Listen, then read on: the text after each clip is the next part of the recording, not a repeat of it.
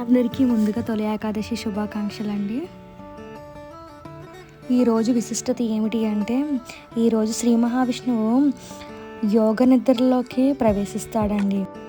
ఈరోజు స్వామివారు పడుకుని మనకి మళ్ళీ ఉత్తర ద్వార దర్శనం అంటే వైకుంఠ ఏకాదశి రోజు మళ్ళీ వైకుంఠ ఏకాదశి రోజు ఖచ్చితంగా స్వామివారు మళ్ళీ నిద్రలేస్తారండి.